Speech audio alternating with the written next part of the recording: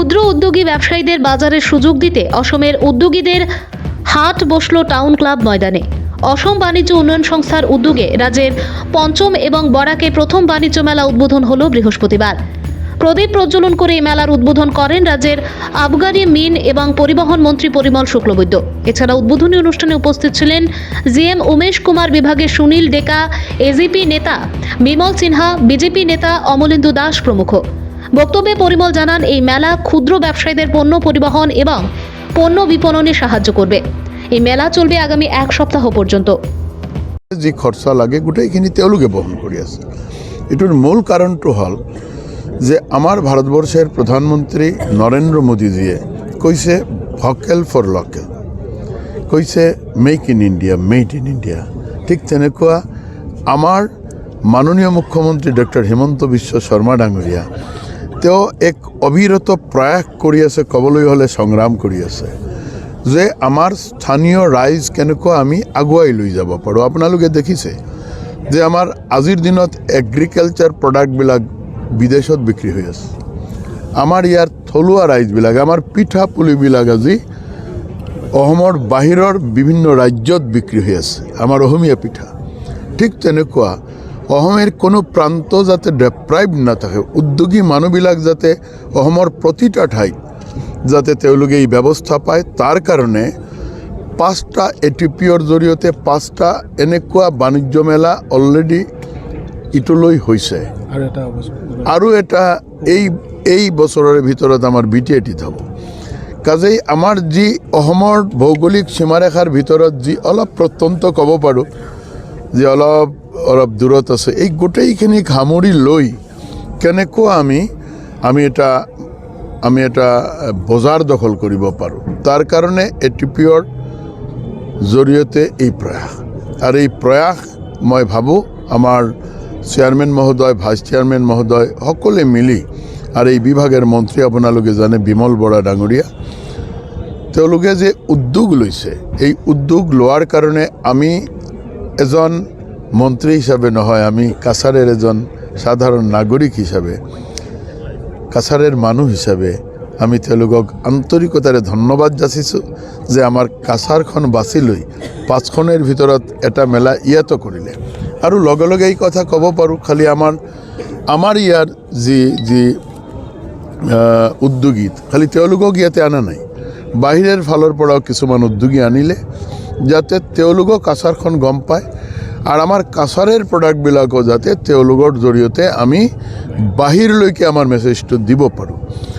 এই ক্ষেত্ৰত আৰু এটা ব্যৱস্থা আছে যে কিছুমান ট্ৰেইনিং দিয়াৰ ব্যৱস্থা আছে। উদ্যোগ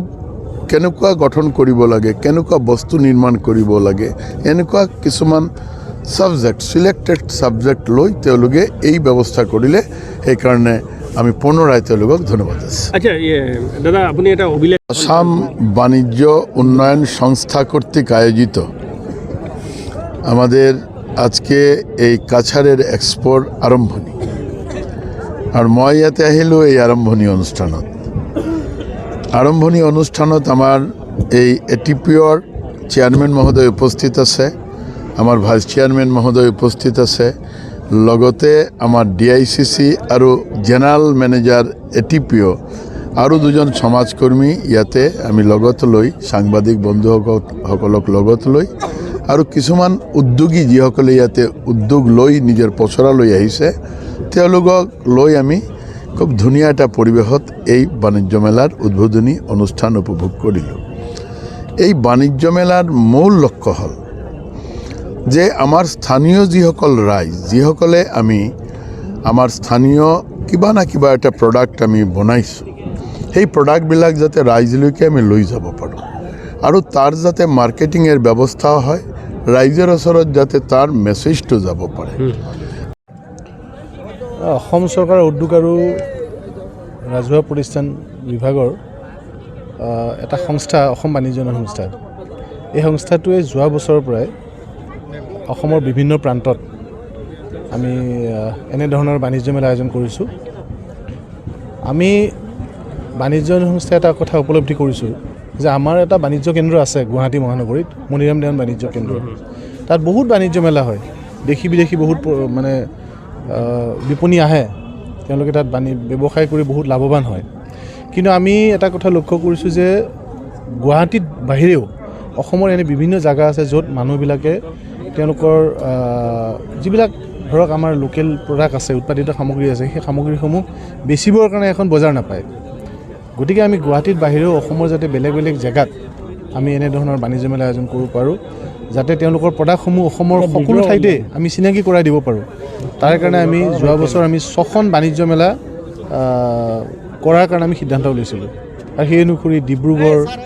তেজপুৰ নলবাৰী গুৱাহাটী শিলচৰ আৰু কোকৰাঝাৰ অৰ্থাৎ অসমৰ বৰাকৰ পৰা ব্ৰহ্মপুত্ৰলৈ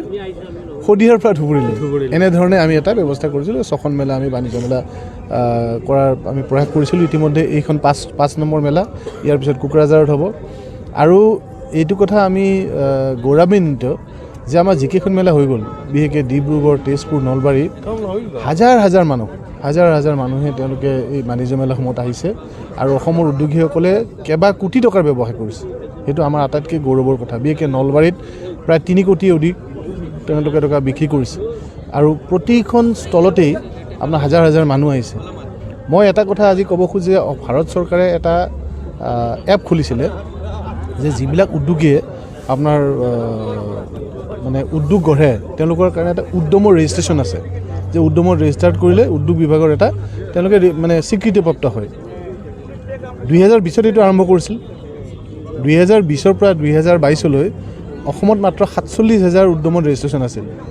কিন্তু আমি যেতিয়াৰ পৰা বাণিজ্য মেলা আৰম্ভ কৰিলোঁ